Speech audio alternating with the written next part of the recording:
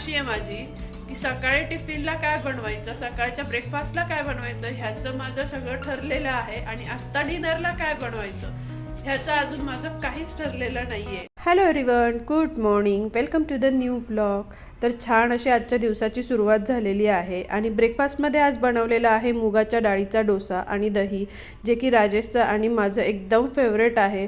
So बऱ्याचदा आमच्याकडे मुगाच्या डाळीचा डोसा हा ब्रेकफास्टला बनत असतो. आणि लंचमध्ये मी आज बनवलेलं होतं मटार पनीरची भाजी, पोळी आणि राजेशना सॅलड पण दिलेलं होतं.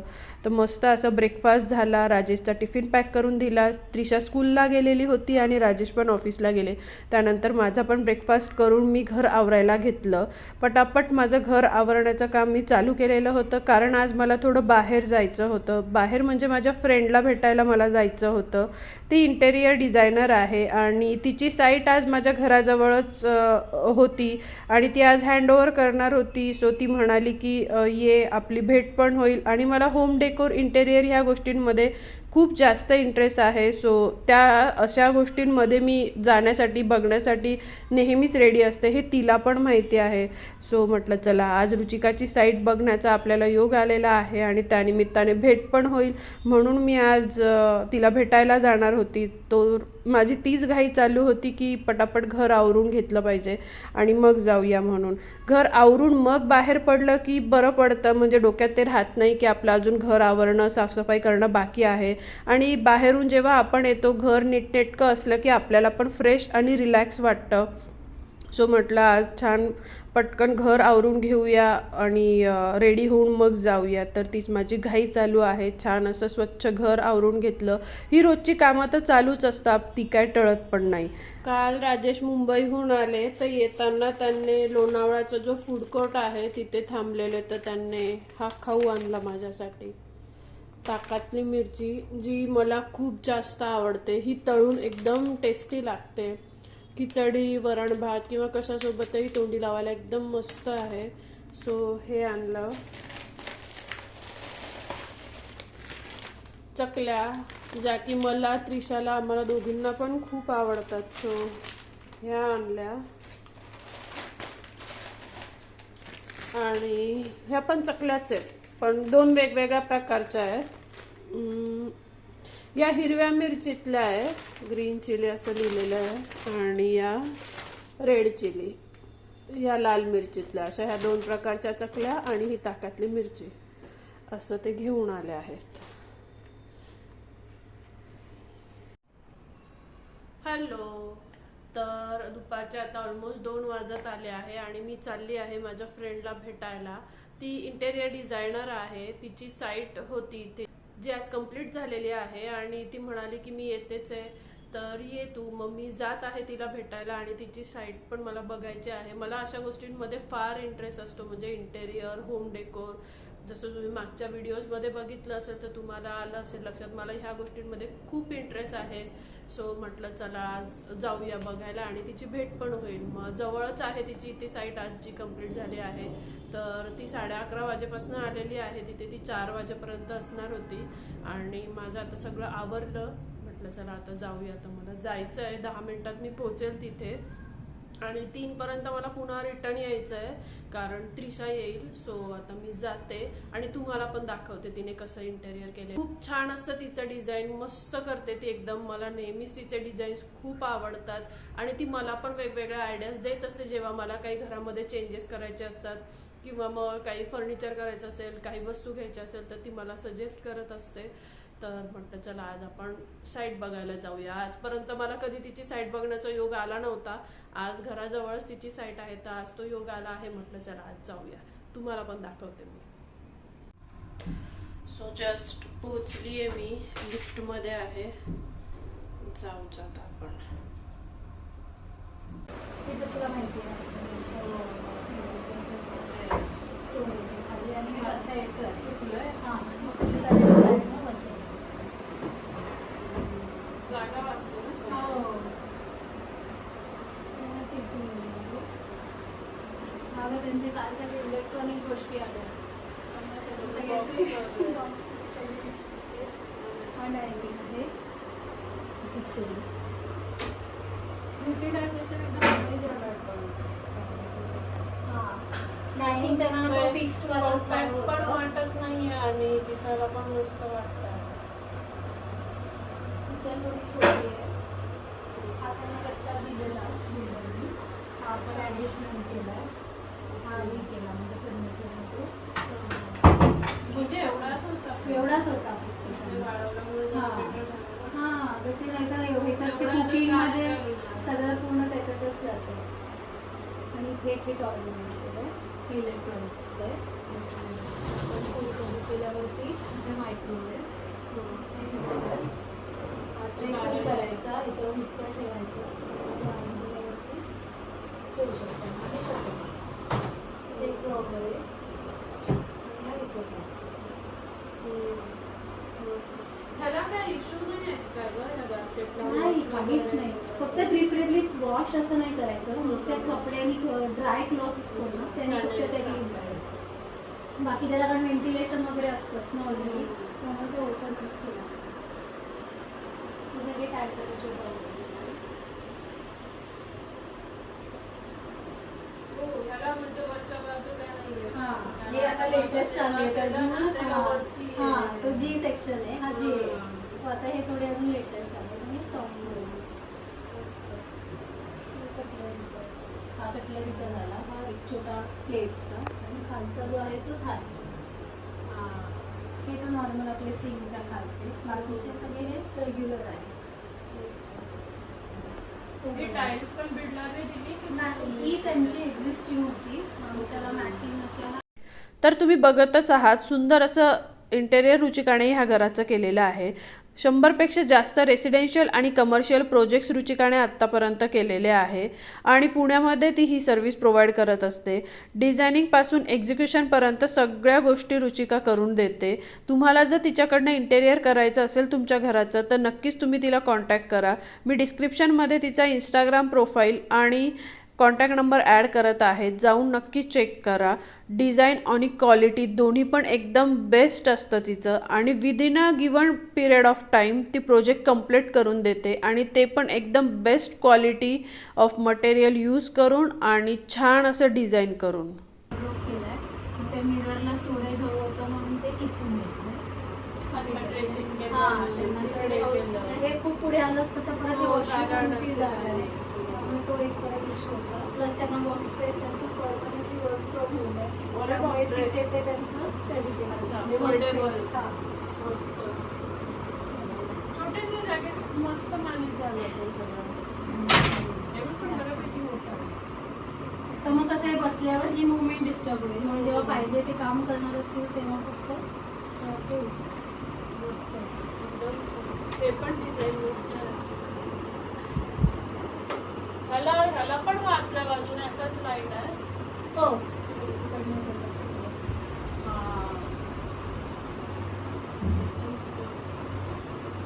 हे काय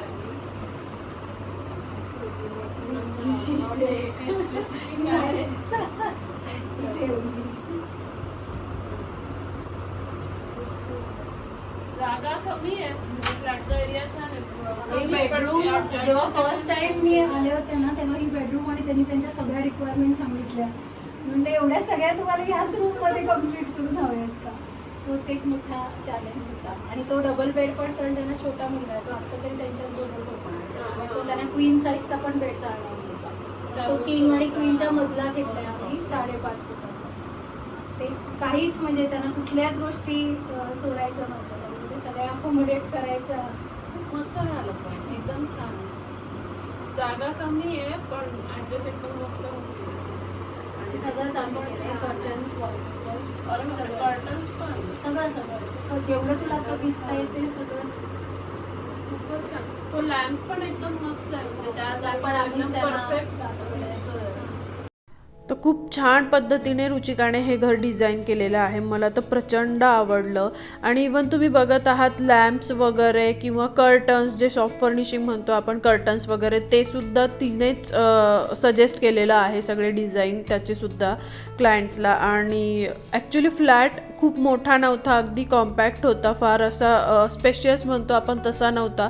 पण त्या कॉम्पॅक्ट जागेमध्ये सुद्धा तिने क्लायंटच्या सगळ्या रिक्वायरमेंट्स फुलफिल केलेल्या आहे आणि सुटसुटीत व्यवस्थित पद्धतीत सगळं केलेलं आहे आणि सगळ्या गोष्टी अगदी जिथल्या तिथे दिसतात आणि अरेंजमेंट अगदी प्रॉपर केलेली आहे. प्रत्येक रूममधली प्रत्येक छोटी गोष्ट तिने खूप छान पद्धतीने ती सजवलेली आहे आणि क्वालिटी तर एकदम बेस्ट होती.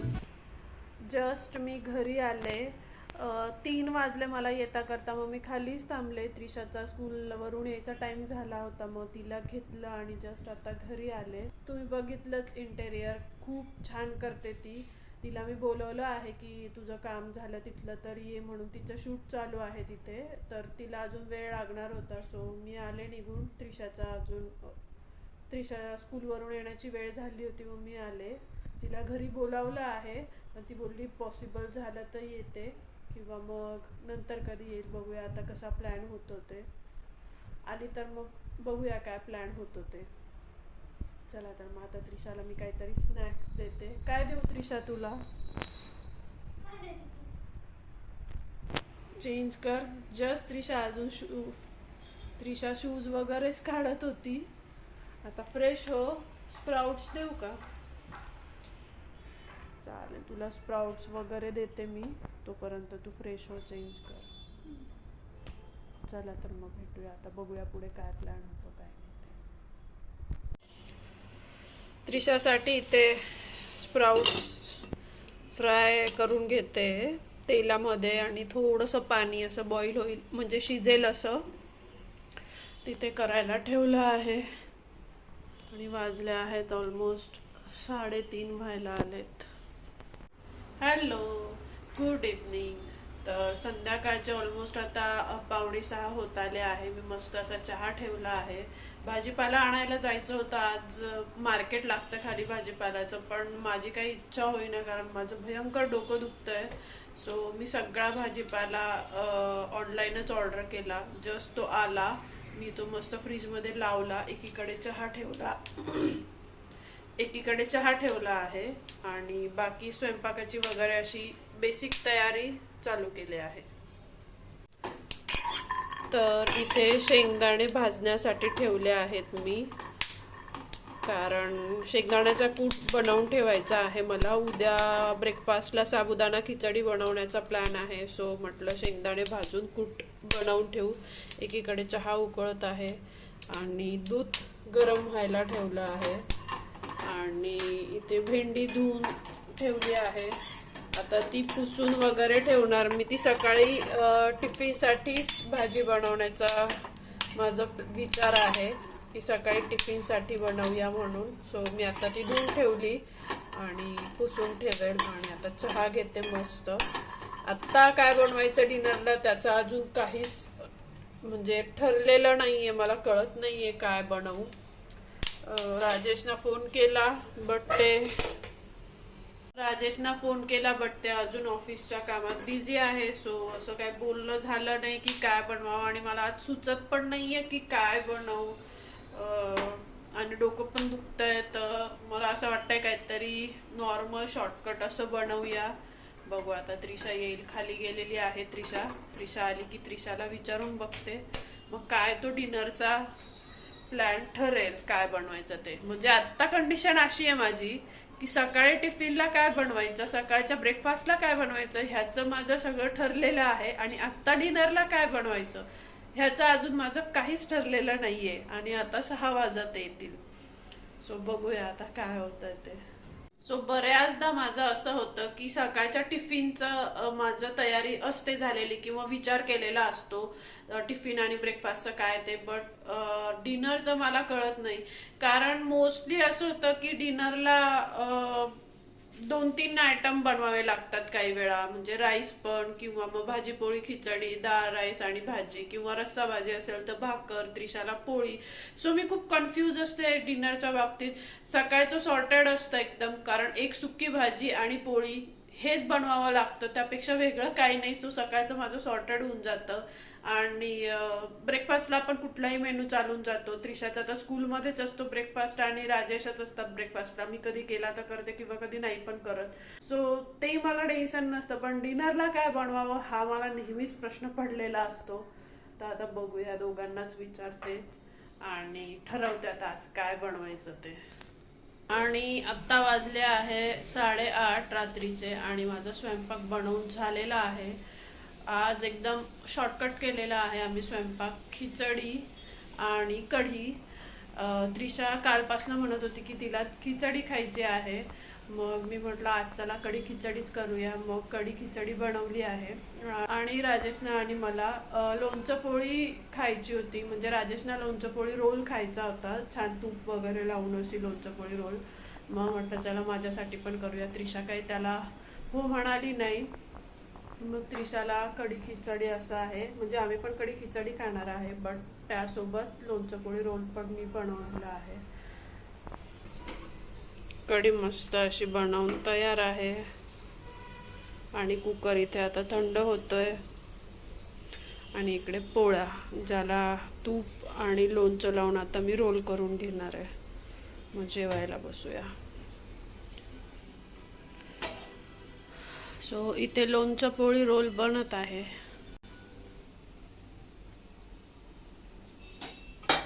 तुमच्या पण पोळीला तूप लावा. लावणार आहे का? आणि इथे कोथिंबीर जी मला खिचडीचा कुकर थंड झाला की वरून घालायची आहे. म्हणजे मी फोडणीत पण घातली, बट मला वरतून पण टाकून मग खायला आवडते खिचडीवर. आणि हा नवीन चॉपिंग बोर्ड आहे मम्मीने आणलेला स्टीलचा.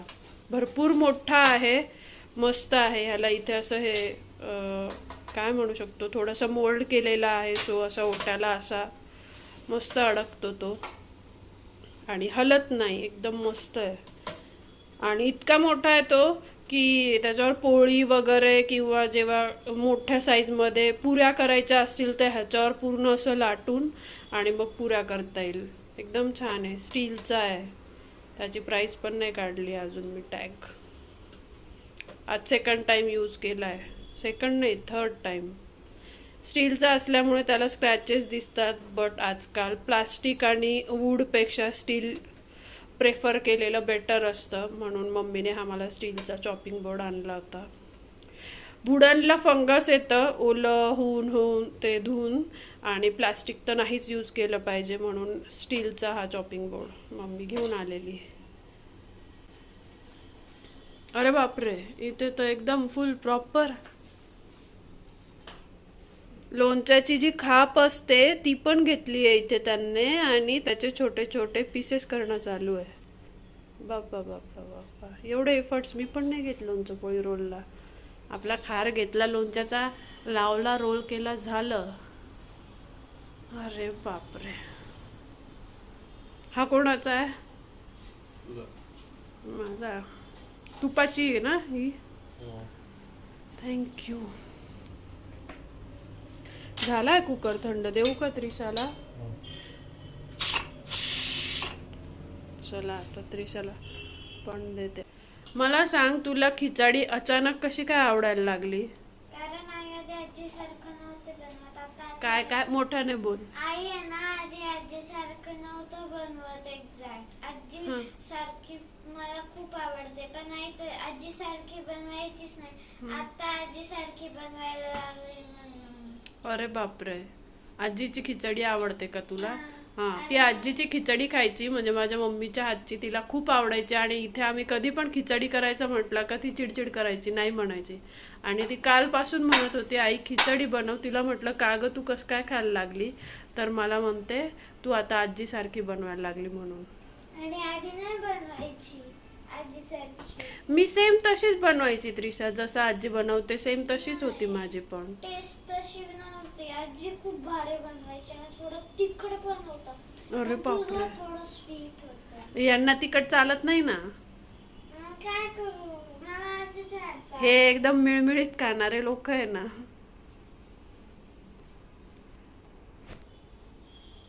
चल, झालाय कुकर थंड, मी देते तुला खिचडी. ओके, चलो जेवू आता आपण.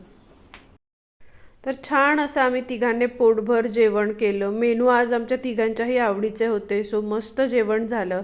त्यानंतर आम्ही वॉकला गेलो आणि छान असा आजचा हा दिवस माझा स्पेंड झाला. व्हिडिओ जर तुम्हाला आवडला असेल तर लाईक, शेअर आणि सबस्क्राईब करायला अजिबात विसरू नका. चला तर मग भेटूया पुढच्या अशाच छानशा व्लॉगमध्ये. तोपर्यंत खुश रहा, काळजी घ्या, बाय.